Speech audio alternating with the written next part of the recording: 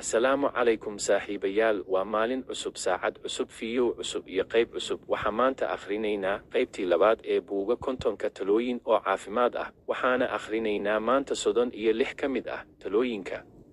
Halkani waa hoyga buugaagta taxanaha ah ee nooc walba leh. Fadlan, waxa aan kaa codsanayaa in aad channelka subscribe garayso. Halkan waxaa joogto ugu soo gudbinaa buugaaga xiriir ah oo aan halbogna laga boodayn. Dadka qaar waxa ay dhageystaan soo koobida buugta, laakiin malaha wax faa'iido ah. Buug la soo koobay buuga aad halkan ka dhageysatay waxa ugu xisaabtamaysaa in aad akhrisay oo kale marka joogtayso barteena YouTube ee ogaalside. Marka fadlan diiwaan gasho talooyinka aan si aad ugu isticmaashi noloshaada. Waxaana ka bilaabaynaa lambarka 15 wuxuu u qoran yahay sidan. 1. Iska ilaali hurdada badan, waayo qalbiga ayay indho tirtaa, sidoo kalena caajis badan ayaa laga qaadaa. 6. Ha u seexanin jeego qadaadka, waayo waxa ay waxyeelo u geysataa fahanka iyo maskaxda. Waxa aan xasuustaa hadal uu yiri dhakhtar hadda ka hor oo ahaa, qadaadka ama jeego oo loo seexdo caafimaad ahaan ma fiicno, gaar ahaan dadka qaba neefta oo ay neefta dhibayso. Markaas ayaan soo xasuutay hadalkii nebiga oo ahaa, u seexda dhinac. 7. Ha seexan habeenkii adiga oo aan cashayn, waayo casho la'aanta waxaa laga qaadaa duqnimo. Sidoo kale nebiga xadiis laga wariyey ayaa macnihiisu waxa uu ahaa, casheeya habeenkii sacab timir qalalanba ha ahaatee, waayo casho la'aantu waxa ay sababtaa gabow. 8. Iska ilaali murugta badan iyo welwelka badan. 9. Iska ilaali soo jeedka habeenkii ama dhafarka, waayo cimri degdeg ayaa laga qaadaa.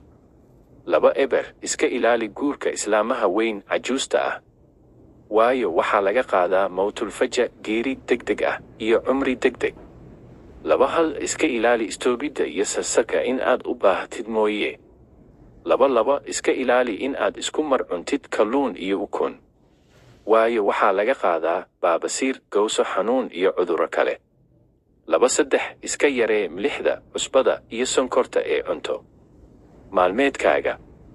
4. Carruurta ha boodbootinta badan ee carruurta waxa ay ka dhaxlaan cudurrada neerfaha iyo wadnaha ku dhaca. Jacaylka iyo hilowga carruurta intuu kaa bato yuusan dhib u keenin isla ilmihii aad jeclayd.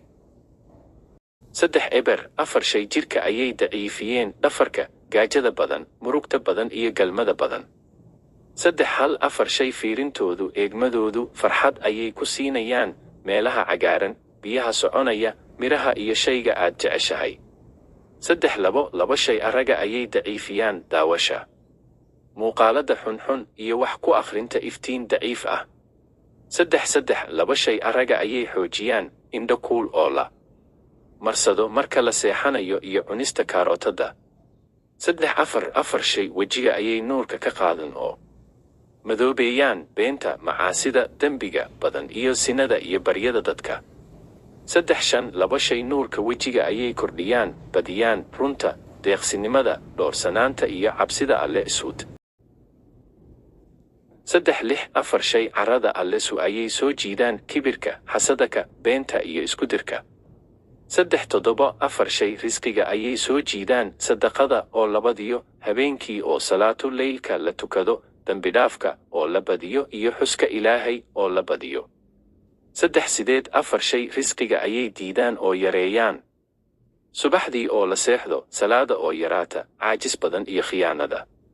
3. 4 shay fahanka iyo maskaxda ayay dhibaan: cunida waxyaabaha dhannaan ama macaan oo la badsado, qadaadka, jeego oo loo seexdo, murugta iyo welwel fara badan.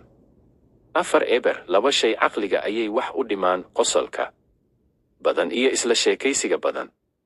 4. Ha raacin gaari ama bajaaj adiga oo ay kaadi ku hayso, waayo jugta bajaajka ama gaariga uma wanaagsana kelyahaaga, sabtoo ah kelyuhu marka qofka ay kaadi hayso si fudud ayay u dhaawacmi karaan.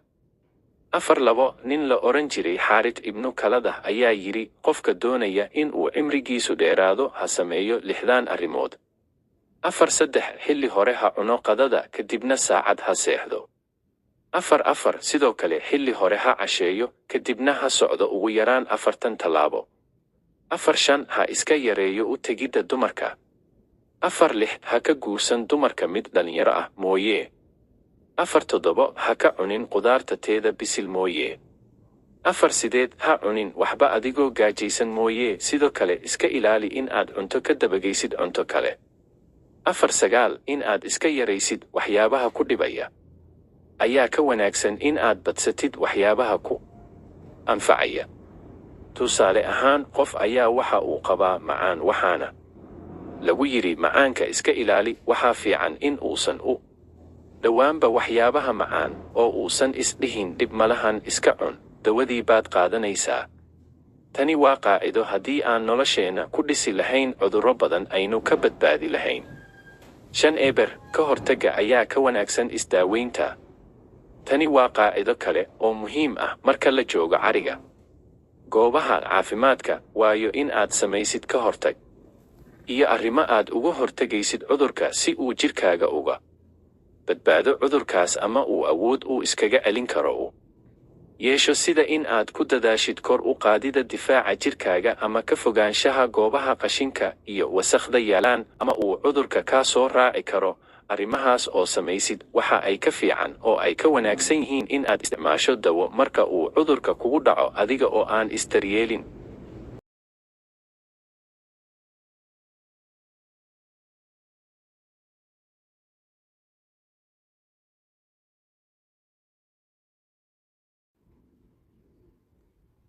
waxaa halkaa ku eg buugeynee talooyinka caafimaadka. waa mahadsantahay haddii aad halkan nala soo gaartay. haddii aad wax iga faa'iiday, fadlan muuqaalka like saar, janalkana subscribe garayso. mahadsanid.